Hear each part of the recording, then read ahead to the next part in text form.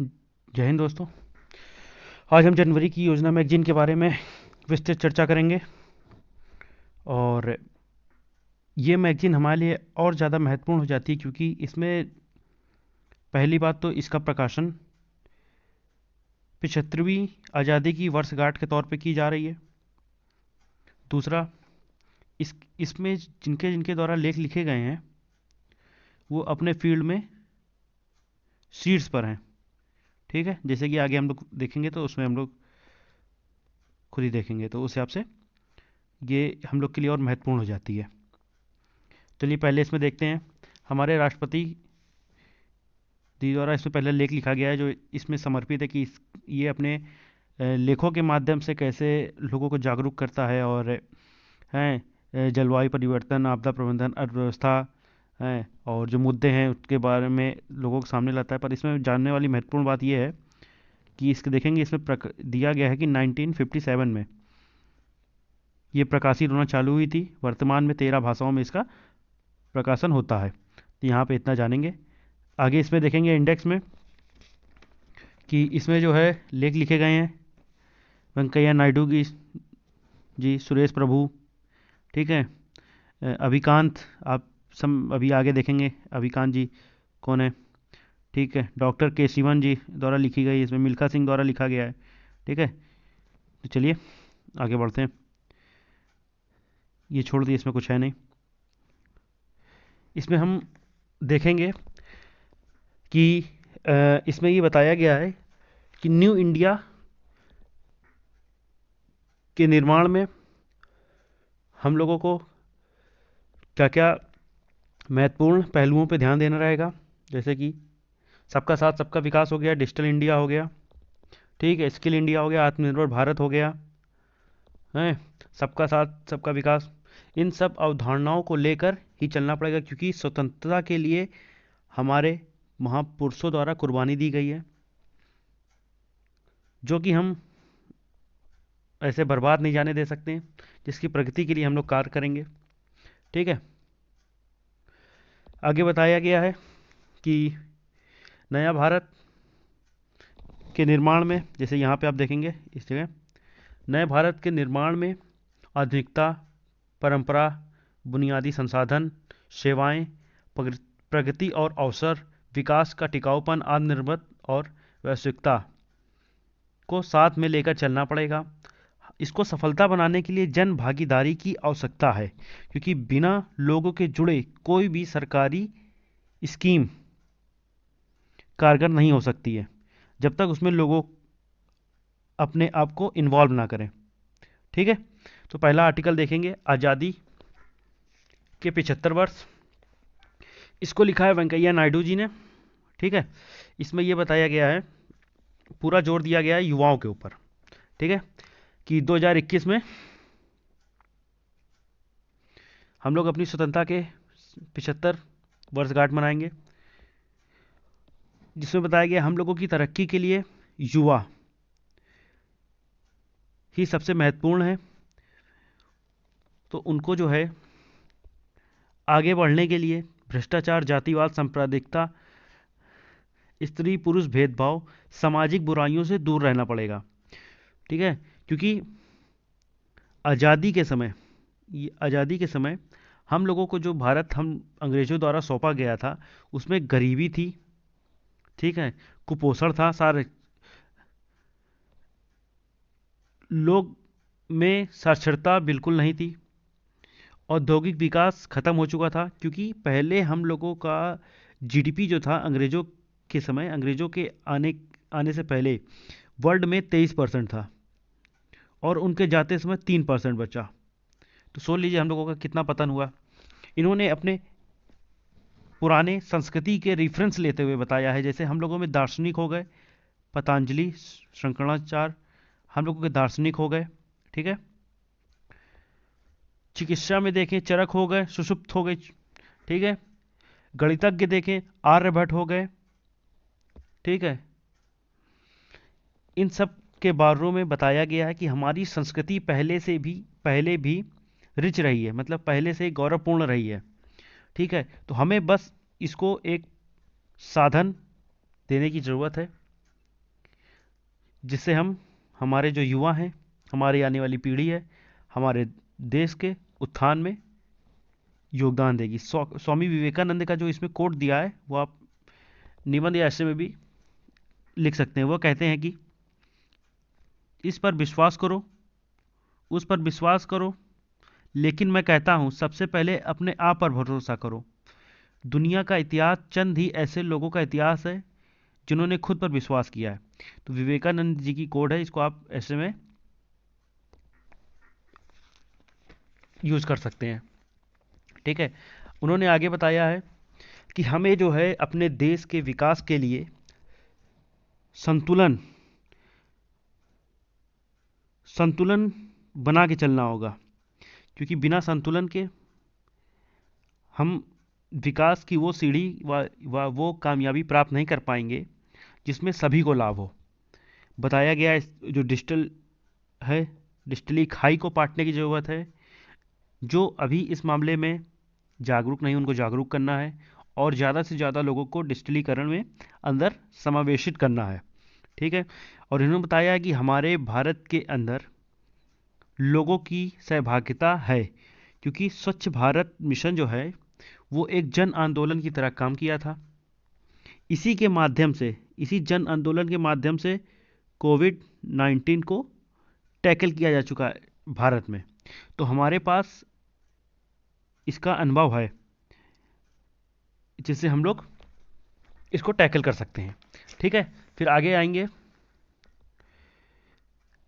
ये नजमा जी के द्वारा लिखा गया, ये मणिपुर की राज्यपाल हैं। इसमें बताया गया है लोकतंत्र के बारे में। भारत का लोकतंत्र सबसे बड़ा लोकतंत्र है भारत का। ठीक है। एक कोड दिया गया है, ये लिंकन, इब्राहम लिंकन जी की कोड है जहां तक, लोगों के लिए, लोगों के द्वारा, लोगों की सरकार। ठीक है। इस पेज में ज़्यादा कुछ खास नहीं है। आगे आते हैं। आगे हमें देखने को मिलता है कि जो भारत की आज़ादी है, मतलब भारत आज़ाद, 200 वर्षों तक भारत गुलाम रहा अंग्रेज़ों का। उसके बाद संघर्ष के माध्यम से हमने आज़ादी छीनी। 26 नवंबर 1949 को संविधान लागू हुआ। ठीक है। उसके माध्यम से हमारे द्वारा न्याय, स्वतंत्रता, समानता, बंधुता, संप्रभु, समाजवादी, धर्मनिरपेक्ष, लोकतांत्रिक गणराज्य की स्थापना हुई, जिसमें सभी को बराबर स्थान दिया गया। और हमारे लोकतंत्र की ये एक पहचान है कि हमारे द्वारा जो है राज्य और केंद्र के द्वारा कुर्सी कुर्सी को लेकर कभी ऐसी विकट स्थिति नहीं हुई जैसे कि आज अमेरिका में हुई है, अफ्रीका में हुई है। ठीक है। एशिया के कई महाद्वीप में हुई है, जहाँ पे होता गया है कि कुर्सी के लिए आदमी कुर्सी को छोड़ना नहीं चाह रहा है, या कुर्सी जो है दूसरे तक जा नहीं रही है। तो हमारे में लोकतंत्र में ये खास विशेषता है। ठीक है। अधिक लोगों की भागीदारी है, उसके लिए लोकतंत्र निष्पक्ष और न्यायपूर्ण समाज की स्थापना की गई, जिससे ज़्यादा से ज़्यादा लोगों की इसमें भागीदारी हो सके। हमारे लोकतंत्र के जो कमज़ोर पहलू हैं, यहाँ पे बात किया गया, चुनाव रैली हो गई, झूठे वादे हो गए, घोषणा पत्र, दल बदली। हमारे ये हमारे लोकतंत्र की कमियां हैं। इसमें आगे सुधार करने की ज़रूरत है, या इसमें और सुधार लाने की ज़रूरत है। ठीक है। इसमें यहाँ बताया गया है कि हमारे जैसे कमियां पीछे बताई गई थी, सबसे ज़्यादा कमी बताई गई थी पहले तो भ्रष्टाचार। क्योंकि भ्रष्टाचार अगर समाज में व्याप्त है तो आप कोई भी सरकारी जो योजनाएं हैं उसका लाभ जो है गरीबों तक नहीं पहुंचेगा। ठीक है। हमारे राजनीतिक नौकरशाही, कॉरपोरेट, उद्योगपति, सभी में भ्रष्टाचार व्याप्त है, जिसके कारण लोगों तक समावेशी विकास पहुंचने में बाधा उत्पन्न हो रही है। और ये सबसे जरूरी लोकतंत्र पे खतरा है, सबसे बड़ा खतरा के तौर पे इसको देखा गया है। यहाँ पे दूसरा खतरे की बात करेंगे, राजनीति का अपराधीकरण। मतलब हमारे लिए नियम कानून वो बना रहे हैं जिनके द्वारा नियम कानून तोड़ के संसद में आए गए हैं। मतलब किसी के खिलाफ मर्डर का केस है, रेप का केस है, ठीक है, वो हमारे लिए नीति निर्माण का कार्य कर रहे हैं, अपराधीकरण, ठीक है। यहाँ पे ये बात बताई गई है। तीसरी बात बताई गई है यहाँ पे, जो यहाँ आएंगे, कि जो तीसरा है खतरा हमारे लिए, एकता का अभाव। अगर समाज में एकता नहीं रहेगी तो समाज का विकास हमेशा अवरुद्ध होता रहेगा, सरकार द्वारा कितने भी प्रयास कर लिए जाएं। अगर समाज में एकता का अभाव है, लोग आपस में शांति से नहीं लड़ रहे हैं, हिंदू मुस्लिम जाति धर्म इन सब के मामले में अगर लड़ रहे हैं, तो जो विकास है वो सभी लोगों तक समान वितरण नहीं हो पाएगा और कहीं ना कहीं ये अवरोध की तरह कार्य करेगा, ठीक है। इसमें उद्योग जगत की बात करी गई, सुरेश प्रभु जी ने लिखा है, ठीक है। ये जो है अभी पूर्व कैबिनेट मंत्री थे रेलवे के, ठीक है, फिर उद्योग से हैं, तो उसमें ये बात करी गई। इसमें बताया गया है कि हमारी जो अभी सरकार है उसका लक्ष्य न्यूनतम सरकार अधिकतम शासन, मतलब कम से कम लोगों द्वारा कैसे अधिक से अधिक शासन करके लाभ पहुंचाया जाए। तो इसमें यहाँ पे आप आएंगे, यहाँ पे इसमें बताया गया है हम लोग की पंचवर्षीय योजना के, ठीक है। बताया गया है कि जैसे कि पहली पंचवर्षीय योजना, उसमें हम लोग को जो निजी और सार्वजनिक विकास को बढ़ावा दिया गया था। दूसरी पंचवर्षीय योजना में औद्योगिकरण को प्राथमिकता दी गई थी। उसके बाद बताया गया 1965 से 80 तक उद्योग जगत में गिरावट आई। उसका कारण क्यों रहा? कारण उसका रहा उपभोक्ता सम्मान उद्योग न मिलना, जिसके कारण उद्योग में गिरावट आई। इसकी आगे फिर सुधार हुआ 1991 के उदारीकरण द्वारा, ठीक है। और यहाँ पे बताया गया कि भारतीय हस्तशिल्प कला जो है अंग्रेजों द्वारा कैसे उसे बर्बाद कर दी गई थी, क्योंकि अंग्रेजों के टाइम में तैयार माल आता था, ठीक है, और यहाँ से कच्चे माल ले जाते थे, मतलब कच्चे माल ले गए, तैयार माल यहाँ लाके डंप कर देते, जिसके कारण जो हमारे विशेषताएं थी कच्चे हस्तशिल्प कला, उसका पूरी तरह विनाश हो गया, ठीक है। फिर आगे हम यहाँ बात करेंगे कई रिपोर्ट और निवेश के बारे में यहाँ बात करी गई है। जैसे कि यहाँ पे विश्व बैंक की रिपोर्ट की बात करी गई है। विश्व बैंक की व्यापार ईज ऑफ डूइंग बिजनेस, व्यापार सुगमता रिपोर्ट की बात करी गई है कि 2020 में हम लोगों की 63 स्थान था 190 देशों में, ठीक है। और 2014 से 2019 के बीच हम 79 पावदानों पे हम लोगों ने बढ़ोतरी करी है, क्योंकि 2014 में हम लोगों का था 142, हम लोगों ने इस पर तरक्की करी है। अब हम लोग की जो वर्ल्ड रेटिंग है 63 है, ठीक है। इसमें जो है कई तरीकों से इसमें रेटिंग में सुधार हुआ है, जैसे कि किसी भी व्यापार जो है आसानी से लग जाए, बिजली मुहैया कराई जाए, नियम कानून में राहत दी जाए, ठीक है। फिर आगे हम यहाँ बात करेंगे एफडीआई में।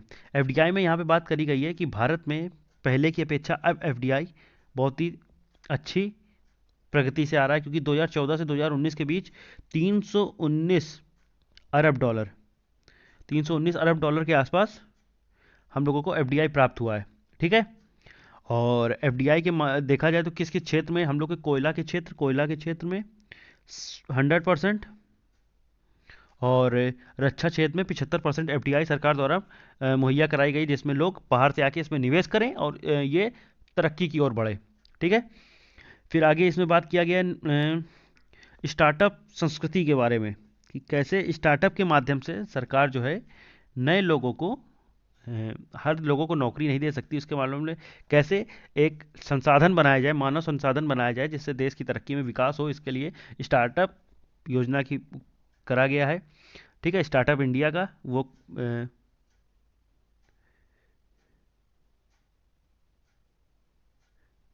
जिसके माध्यम से लोगों को नए कारोबार, नए व्यवसाय खोलने के बारे में उनको सहायता दी गई है। इसमें आगे बताया गया अटल नवाचार मिशन, इसके माध्यम से पहले तो इसमें देखेंगे हम लोग की वैश्विक नवाचार सूचकांक में हम लोग ने उत्थान किया है, ठीक है, जिसमें हम लोग 2015 में 81वीं रैंक थी, अब हम लोगों की ये हो गई 2020 में 48वीं स्थान। ठीक है, क्योंकि अटल सरकार द्वारा जो है अटल प्रयोगशालाओं की व्यवस्था करी गई है, जिसमें जितने भी नए नौचार होते हैं या तो नए आविष्कार होते हैं, लोग इसमें आके उसका एक्सपेरिमेंट कर सकते हैं। ठीक है, और बात करी गई है 115 पिछड़े जिले जो हैं उनको घोषित किया गया, जिसमें उनको और निवेश करके या और योजनाओं के माध्यम से उनको जो है आगे बढ़ाए जा सके, और विश्व वो मुख्य धारा से उनको जोड़ा जा सके। फिर आगे यहाँ स्वच्छ भारत मिशन की बात बताई गई है कि इसके माध्यम से 11 शौचालय जो हैं उनमें बढ़ोतरी हुई है। हाँ, 11 करोड़ से ज़्यादा जो है शौचालय जो हैं बनाए गए हैं स्वच्छ भारत अभियान के मिशन से। ठीक है, और इसमें मोदी जी को बिल एवं मेलिंडा गेट्स फाउंडेशन की तरफ से 150वीं वर्षगांठ पर, ठीक है, ग्लोबल गोलकीपर पुरस्कार प्रदान किया गया है। ठीक है, फिर यहाँ बात करी गई डिजिटल इंडिया के बारे में कि कैसे भारत का डिजिटल इंडिया को साकार करा जा रहा है। ब्रॉडबैंड, जैसे कि ब्रॉडबैंड हाईवे हो गए, मोबाइल का संपर्क बढ़ाया जा रहा है, यहाँ पे इस पे बात करी गई है। ठीक है, भीम यूपीआई हो गया, जीएसटी हो गया, रुपए कार्ड हो गया, पहचान पत्र हो गई, ई गवर्नेंस हो गया। ठीक है, उसके माध्यम से कैसे डिजिटलीकरण किया जा रहा है। आगे इसमें भारत नेट की बात करी गई है कि किस तरह भारत नेट के माध्यम से 2.5 लाख ग्राम पंचायतों को ऑप्टिकल नेटवर्क से जोड़ा गया है, जिसके कारण वहाँ डिजिटल माध्यम से डिजिटलीकरण से लोग जुड़ पाएंगे। ठीक है, उसमें सबसे अच्छा उदाहरण आपका आधार का है। ठीक है, डिजी लॉकर हो गया, इन सब का है। ठीक है, आगे आप और इसमें ये भी देखें डिजिटलीकरण से एक लाभ क्या है कि डीबीटी मतलब सीधे कोई भी सरकारी योजनाओं का जो लाभ है सीधे अभ्यर्थियों को पहुंचाया जा सकता है। ठीक है, 2014 में जन धन योजना के माध्यम से इसमें और तेजी आई, और 41,000 करोड़ लाभार्थियों के जो हैं अकाउंट खोले गए, जिससे सरकार द्वारा सीधा लाभ जो है उन तक पहुंचाया जा रहा है। ठीक है, आगे इसमें देखेंगे 2019 यहाँ पे वैश्विक बहुआयामी निर्धनता सूचकांक है, जिसमें ये रिपोर्ट में आया है कि भारत में 27 करोड़ से लोग जो है गरीबी से बाहर निकले हैं। ठीक है, फिर आगे ऋण मुद्रा योजना के बारे में यहाँ बात आया है, कैसे लोगों को कर्ज प्रदान किया जा रहा है, इसे अपने व्यवसाय खोल सकें या आगे कोई कार्य कर सकें। ठीक है, जैसे समाज की मुख्य धारा से वो जुड़ सके। यहाँ पे प्रधानमंत्री किसान सम्मान निधि योजना के बारे में बात किया गया है। ठीक है, यहाँ पे जिसके माध्यम से 6,000 रुपए पर ईयर लोगों को प्रदान किए जाएंगे, जिससे वो बेसिक आवश्यकताओं की अपनी पूर्ति कर सकें, उसके लिए किसी के ऊपर निर्भर ना रहें। यहाँ कृषि विधेयक की बात करी गई है, कैसे कृषि विधेयक के माध्यम से किसानों की आय दुगनी करी जाएगी। 2022 कब तक, 2022 तक किसानों की आय दुगनी करनी है। ठीक है, ये अशोक समिति के माध्यम से ये बात रखी गई थी कि किसानों की आय दुगनी करने के लिए। ठीक है,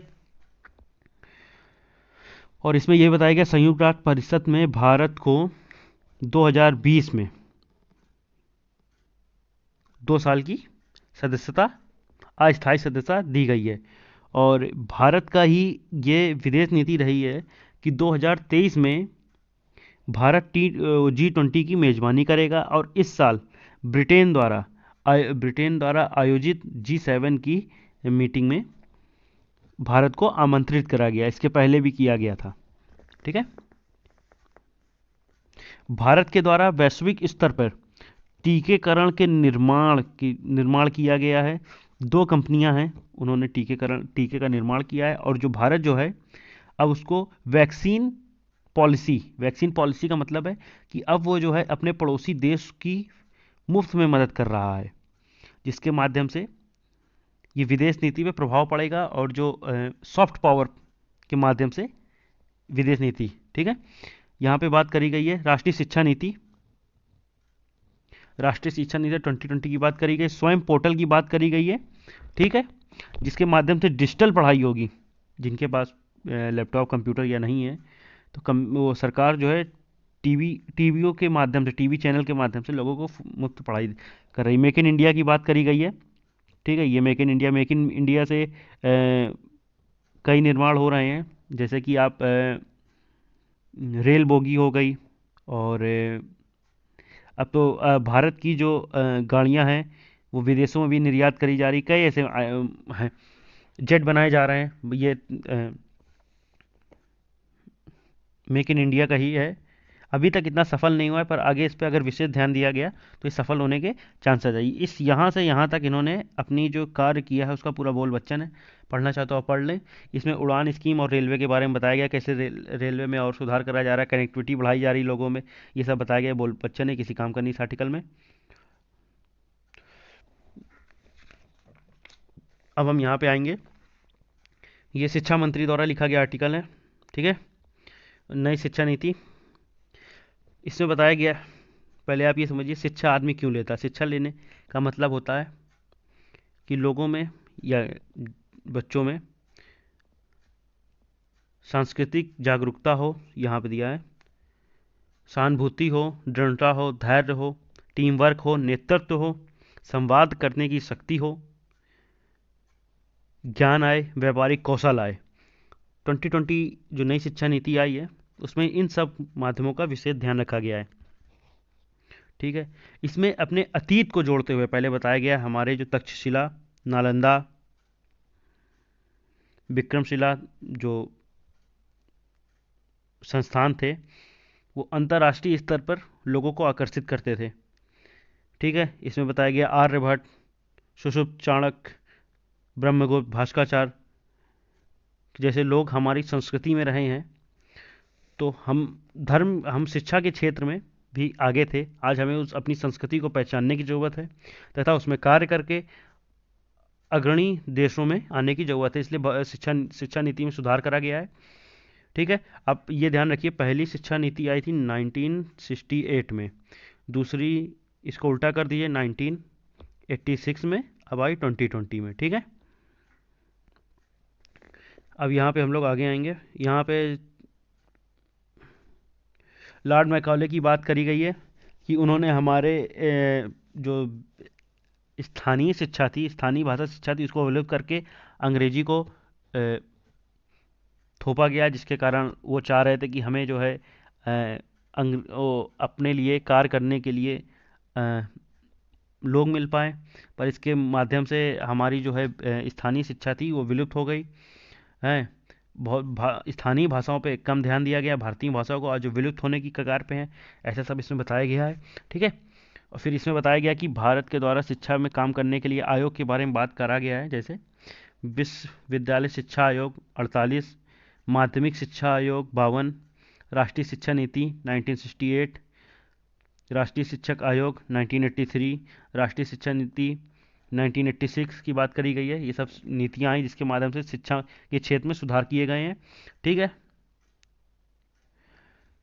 फिर इसमें बताया गया है कि हम आज़ादी के समय साक्षरता दर जो थी 14% थी, अब वो बढ़कर हमारे 74% हो गई है।